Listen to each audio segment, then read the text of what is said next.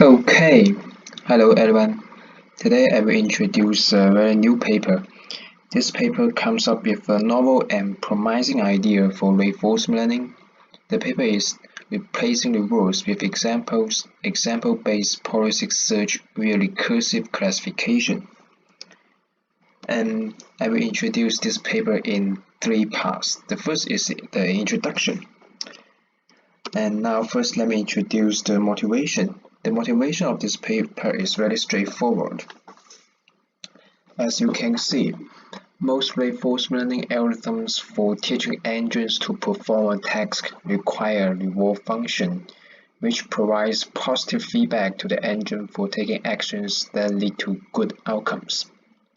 However, actually this reward is specified manually. Such process can be tedious and can be very difficult to define for situations without a clear mathematical objective function. For example, in many scenarios, the user is unable to describe the task in words or numbers, but can readily provide examples of what the world would look like if the task were zero. As a result, this paper suggests training engines directly from examples. It is a data-driven reinforcement learning method that is similar to the supervising learning mechanism. In this way, they can avoid an auxiliary reward function and instead directly learn a value function from transactions and successful examples. Now we go through the work related to this study and demonstrate the contributions of this paper. The first related method is to learn the reward function for the reinforcement learning. As you can see, for the reward function learning method, we need to first derive reward function from the expert trajectories, then the reward function is used to train the engine by policy evaluation and policy update. In contrast, this study suggests a direct pipeline from successful state examples to policy evaluation. In this way, the model can require fewer parameters, avoid additional error from reward learning, and can be data efficient. The second related work is the imitation learning without auxiliary classifiers. There are two approaches which are very similar to the proposed study. The first is the value disk. Both methods consider the state occupancy measure at consecutive time step as part of the objective to improve policy, but the proposed study suggests a different objective, and therefore they demonstrate that they can present better performance. And the second method is called SQIL. SQIL is an imitation learning method based on the idea of behavior cloning. But the proposed study suggests example-based control which requires less expert demonstrations. For example, the proposed method only requires successful state examples, and they also present better performance. The last one is the goal conditional reinforcement learning. The goal conditional reinforcement learning manages to maximize probability density of reaching certain states, but the proposed method is more general because it does not target at limited states but at a series of states with success outcome. Therefore, they can get higher generalization ability. Now let's come to the methodology part. This study proposed example-based control, which fixes a so-called control Markov process. Notably, the control Markov process is the Markov decision process without a reward function. First, we should bear some notation in mind.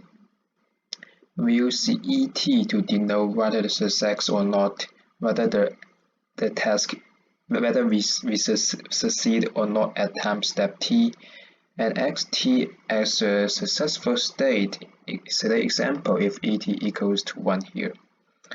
Similar to traditional reinforcement learning, we can denote the return in future steps and present it as the expected probability to solve the task in the future steps.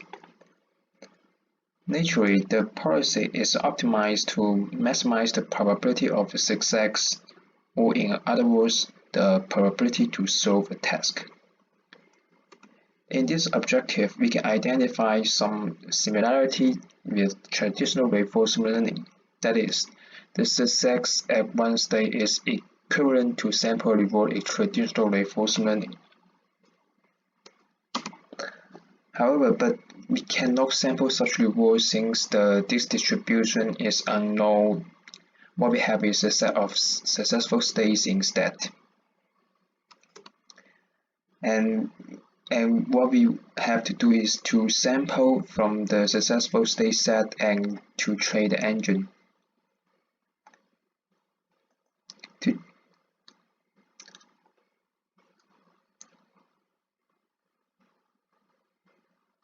To train the engine based on this objective, the author suggests off-parsing method and two kinds of data will be provided or sample. The first is the off-parsing transition, which is used to understand the environment dynamic, and the second is the success examples or states, which is used to understand the goal of the task. Now what we need is to evaluate the parsing during training. For the example-based control in this study, the author proposed a state success classifier to do this job. As you can see, it is like a traditional two-class classifier, where the success state example is positives and is weighted by this item, and the negatives are the random states with weight equals to 1.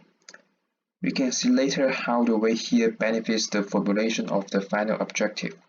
And we can also bear this formulation in mind that it will also benefit the formulation of final objective.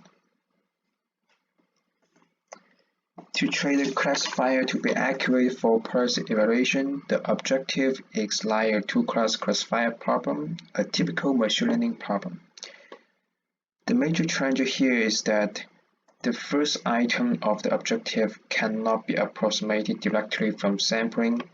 As mentioned before, what we have is state transition dataset and success state set. We do not have the expert trajectory traced to the success state. And that's where the setting of reinforcement learning begin their soul.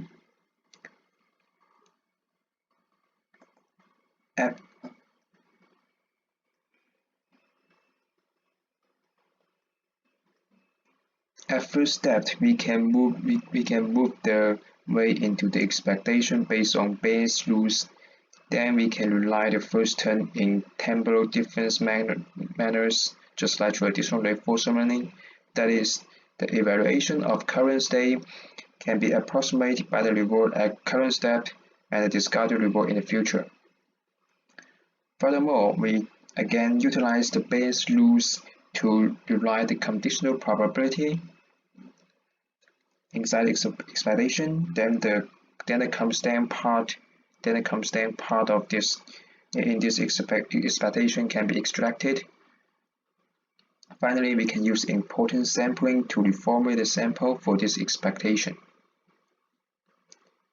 Note that based on the definition of classifier introduced before, for this expectation, this part can be related with classifier, and I think this is why the author suggests it predict future states by recursive classification. Especially it is similar to the bootstrap in traditional Q-learning. To this point, we can sample and conduct recursive classification for future state evaluation.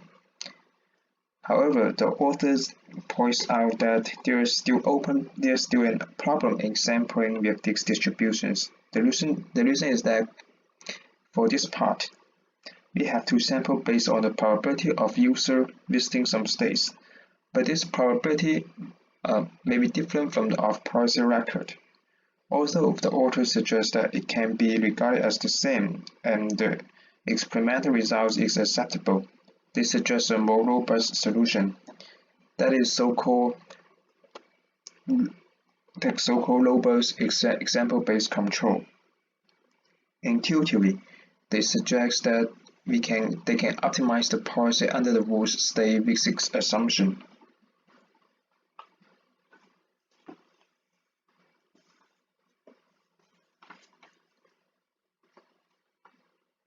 In fact, the authors have proposed a series of theoretical analyses to demonstrate how their method matches the Bellman equation, but I will not introduce in detail here. And in the end, let's have a look at the experiments. There are two kinds of experiments. The first is the experiment that the engine is learning from successful outcomes. In these experiments, they first construct outcomes to indicate the success of the task, and then they train the engines to with these success outcomes. And here is the result. This manipulation task, and we can see that their proposed methods outperforms the baseline significantly. And the second experiments are much more exciting. They demonstrate that the method can learn from images. In other words, training by given images indicating the success. The engine can fire a parser to solve the task, and we can see the methods significantly outperform the baseline. Okay, thank you.